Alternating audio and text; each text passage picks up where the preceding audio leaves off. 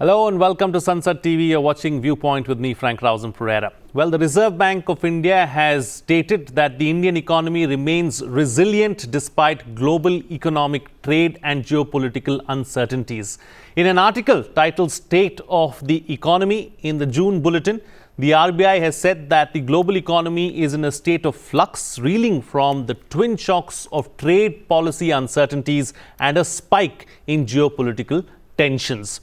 The RBI added that in this state of elevated global uncertainty, various high-frequency indicators for May 2025 point towards resilient economic activity in India across the industrial and services sectors. The Indian economy registered the highest growth among the world's major economies in the fourth quarter of 2024-25. In this edition of Viewpoint, we will analyze the state of the Indian economy. Joining me on the program today are Professor Niti, Bhasin, Delhi School of Economics, Rumki Majumdar, Director and Economist, Deloitte, India, and Siddharth Rathore, Assistant Professor, Economics, Delhi University. Thank you to my guests for joining me on this edition of Viewpoint. All right, Niti, let me start the program with you first. Let's first try and understand and, figure out what's really working for the Indian economy. The Indian economy has shown tremendous resilience despite, all the trouble with the global economy. Right.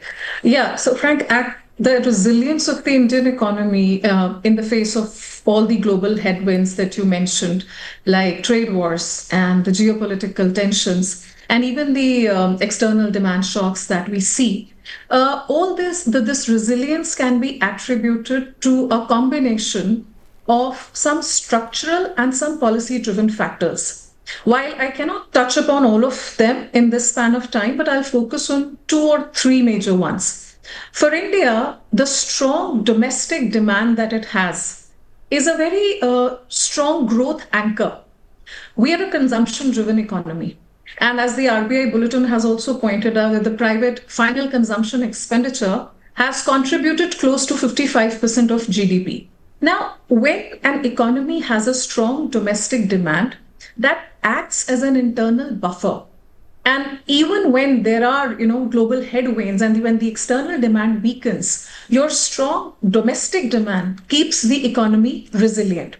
In the case of India, we have witnessed that the urban demand has remained robust because of rising disposable incomes of people.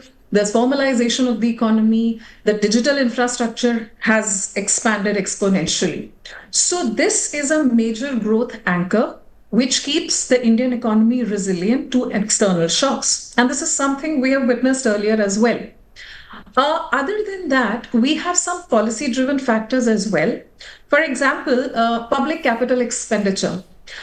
In the last few years, we have seen that the government has successively allocated more to capital expenditure in every successive union budget. And also, they have given a major push to the infrastructure sector. Now, when the capex increases, apart from the fact that it drives the economy fundamentally in terms of operational efficiency, better logistics, and those kind of things, there is also an indirect impact of this capex in terms of what we call a crowding in effect, which leads to more private sector investment coming in. So that also drives growth substantially.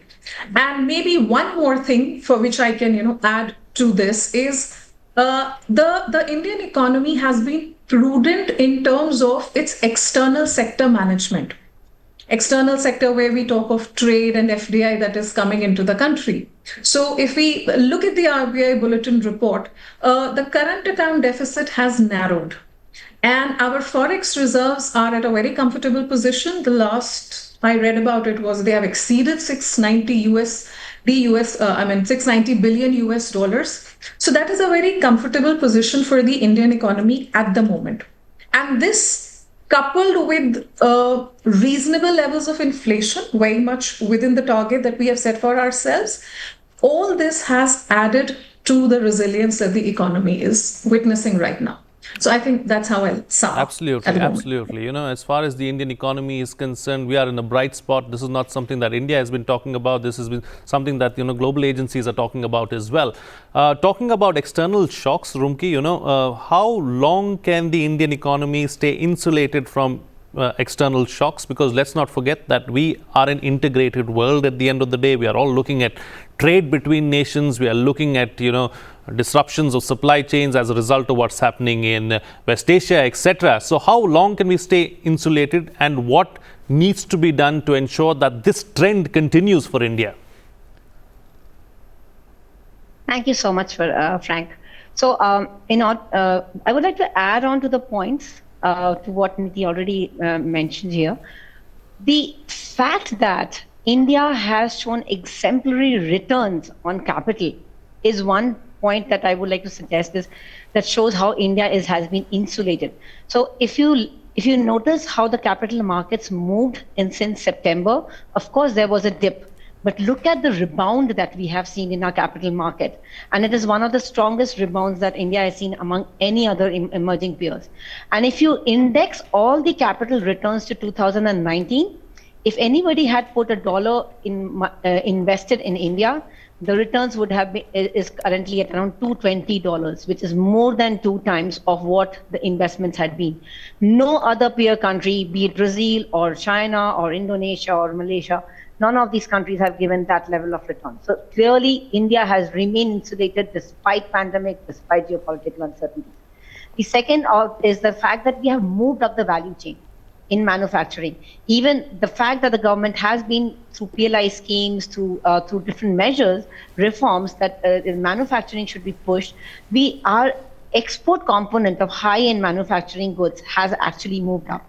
10 years back, we were exporting only 17% of electrical, electronics, high-end manufacturing goods.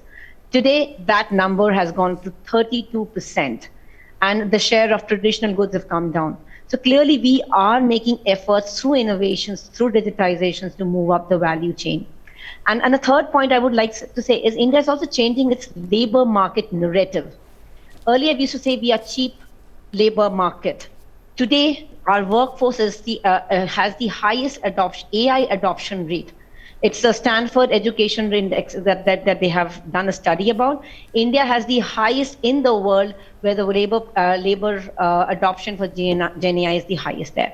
So clearly, we are changing our narratives, and this momentum has to continue going forward, because that will ensure that we will keep our demand, workforce, as well as in fundamental resilience to the core,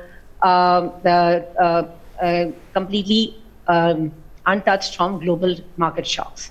Okay, points very well taken. Let me bring in Siddharth Rathore into the picture as well, who's been patiently listening to the other two panelists as well. Siddharth, fragile global economy at the moment. That's something that's the theme that we are following. And let's try and end on this note about how do we navigate through these fragile times. Now, Frank, I think we've been navigating quite well. In fact, if you see, the decade started with COVID, and then we had external shocks coming our way. So the way that we have processed, and for the first time in a number of years, I'm seeing that the Mint Street as well as the North Block are walking in sync.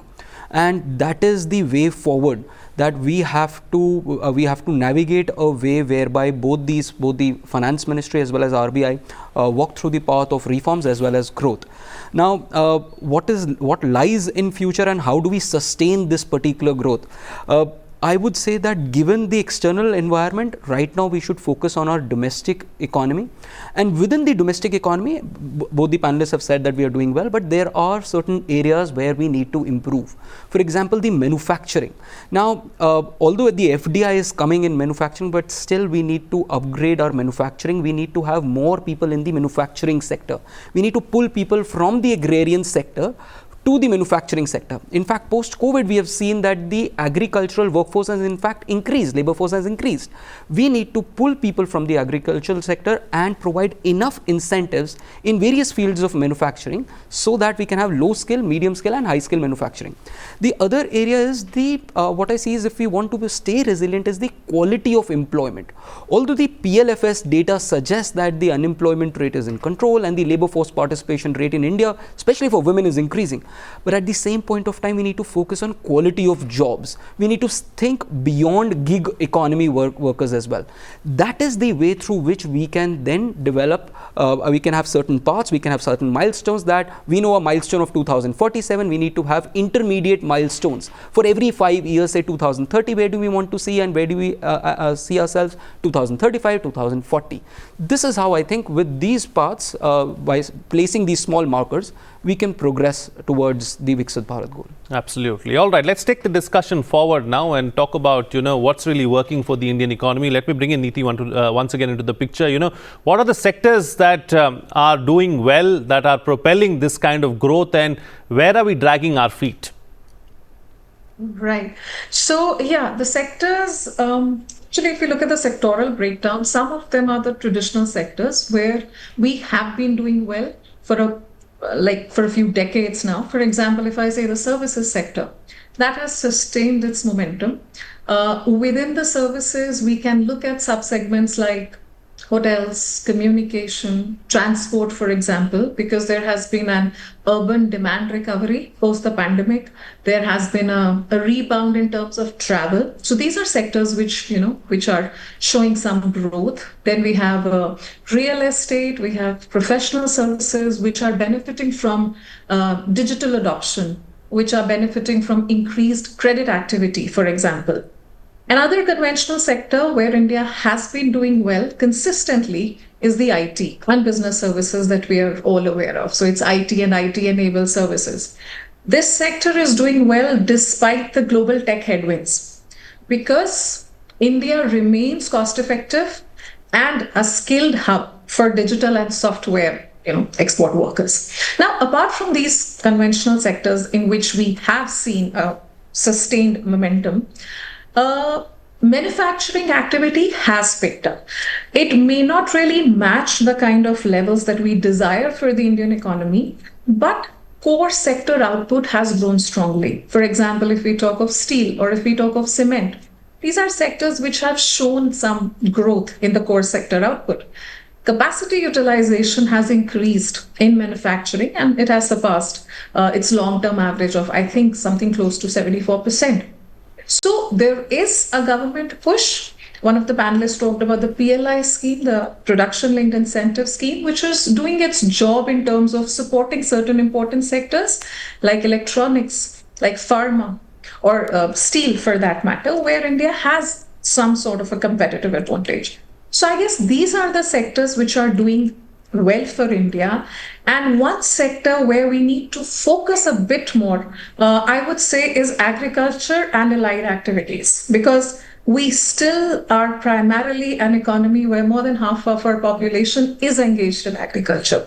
So we had a good Rabi harvest this time.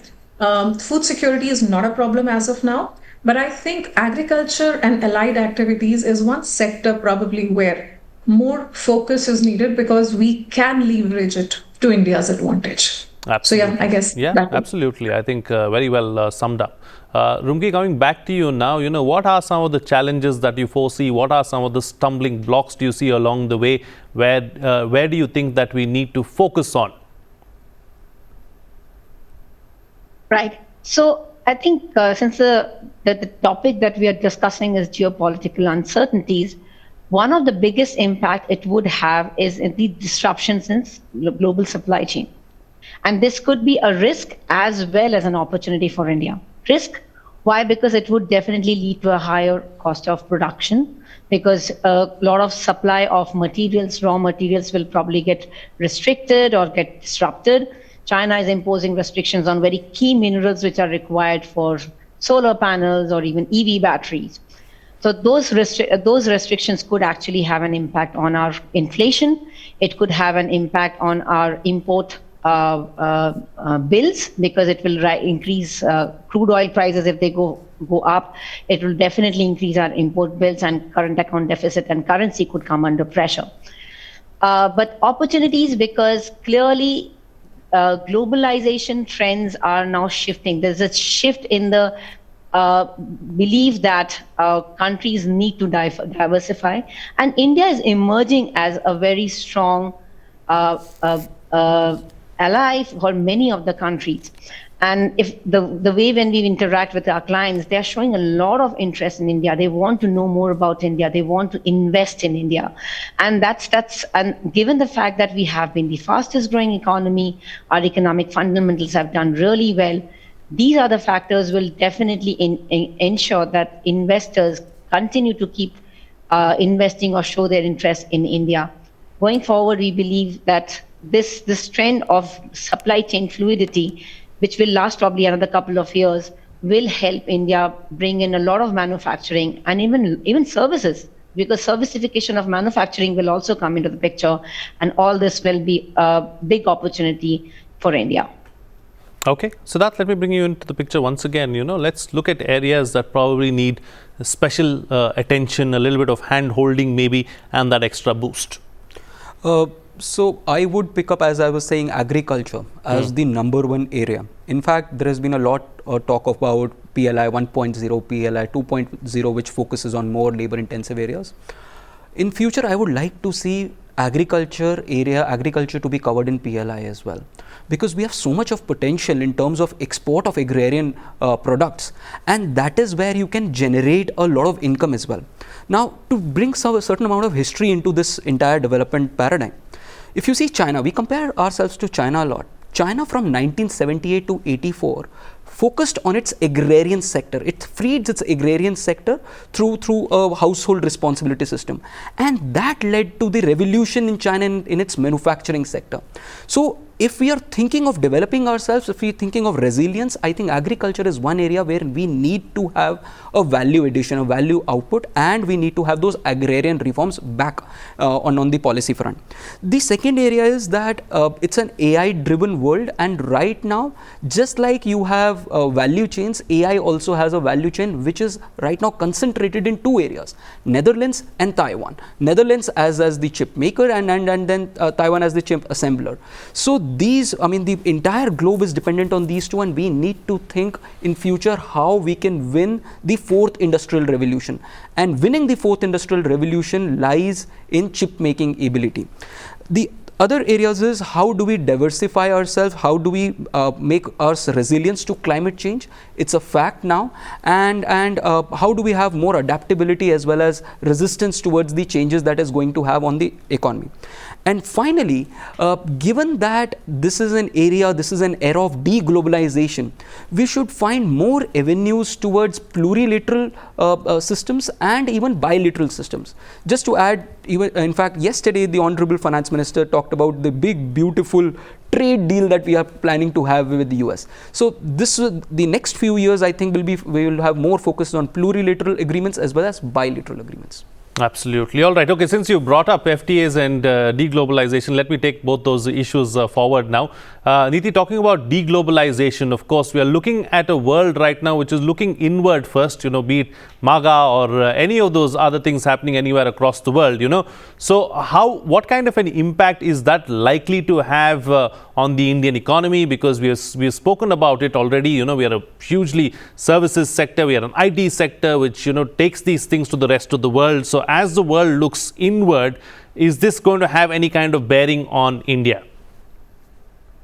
Yeah. So deglobalization it's globalization in a different form, really. So we are not really moving towards times when economies are not going to be integrated. The integration is so embedded that we cannot really do away with it. But yes, we see a lot of economies, both developed as well as developing, who have started looking inwards because of the vulnerabilities that they're exposed to, and also because of the fact that there are a lot of strategic sectors where every country believes that they should have self-reliance. Be it semiconductors, be it, certain telecom industry, for example, also is strategic these days. So yeah, as far as India is concerned, yes, we do derive a lot of our advantage from the services sector. Uh, Probably deglobalization may not impact services sector as much as it would affect the goods sector. To take an example, for instance, a recent FTA, and since our earlier panelist was talking about plurilateral agreements and the kind of foreign trade agreements that we are entering into, the advantage that we can derive or India can derive is by entering into these foreign trade agreements with countries individually. When we do that, it is a customized approach wherein both the sides to the agreement try to derive benefits based on their comparative advantage. So if India has an advantage in the services sector, and when we entered into an agreement with the EFTA countries, we were able to secure liberalization commitments on a lot of services sector for us. That is the only way for us to move forward. If we keep waiting for things to happen at multilateral organizations like the WTO, that may not happen anytime soon because countries like US, of course, are blocking certain things which are happening at the WTO. So yes, deglobalization will have an impact, but there is a way to navigate ourselves out of it, and that is probably entering into these arrangements with countries where we bring benefits to both parties at the table. Absolutely. So, talking about this particular aspect, Rumki, about how nations are looking at their own interests and, FTAs seem to be the flavor of the season or seem to be the norm in current times. How do you see the whole FTA, process that we have, be it with Europe, with the United States, or any of the other nations around the world that we are trying to work out? What kind of a bearing is that likely to have on the overall economy and the economic health of India? Right. So I would probably focus on the fact that India is now concentrated in making sure that we have an FTA with the US because the deadline for 90 days is getting over on 9th of July. So India would try to speeding up the process and try to get some sort of an agreement, at least ensure the low-hanging fruits are taken care of through this FTA with the US.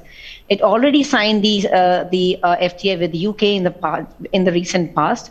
In fact, the one that had been dragged for almost 3 years got quickly converted into an FTA because India understands that today the trends are changing.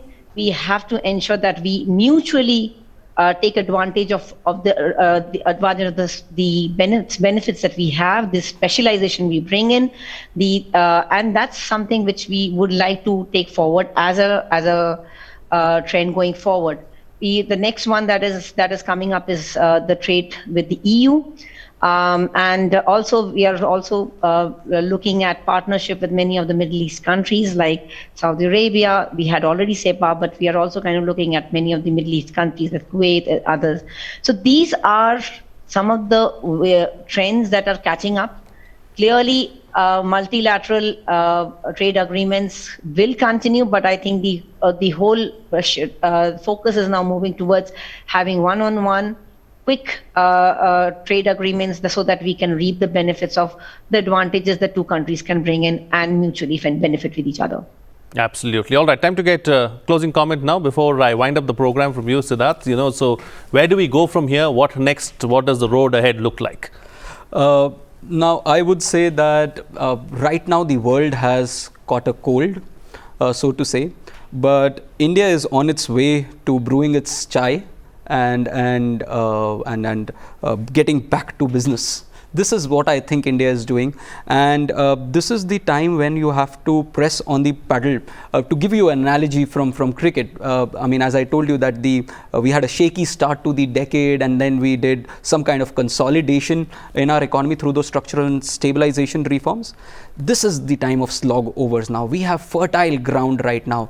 The interest rates are low, the banking structure is in the pink of its health, the GDP is growing well, the agricultural growth has picked up quite well, and what we are expecting is that the private sector now to come in and just hit the ball out of the park. This is the time where we can draw an analogy between 2003 and 2007, the phase which we call as the golden phase of the Indian economy. I see this golden phase coming again, and all depends on how nimble-footed we are and how well we are able to basically ask the private sector to contribute in our nation development now. Okay, all right. We'll have to leave it at that. Thank you so much to all my guests for joining me on the program and sharing your views and putting things into perspective for us. Well, what's coming out of this discussion is that India's golden phase is once again just around the corner and is here, is what the panelists are suggesting. We're not just a bright spot, but we are also a sweet spot. We need to ensure that all the wheels come together and we take our Indian economy to, its logical end of attaining the goal of a Viksit Bharat, and that is well on the cards as far as what the panelists are suggesting. Focus areas need to be manufacturing and agriculture going into the future. The PLI scheme has worked wonderfully well. It's time now to bring in PLI 2.0 and ensure that we take it to other sectors and bring in other aspects into it and incorporate them into the PLI scheme as well. Global headwinds seem to be a challenge, but India's domestic demand currently is keeping the global headwinds at bay. It's the time for slogovers, and the big hitters need to come out and slog the ball out of the park. With that, it's a wrap. This edition of Viewpoint. This is Frank Pereira signing off.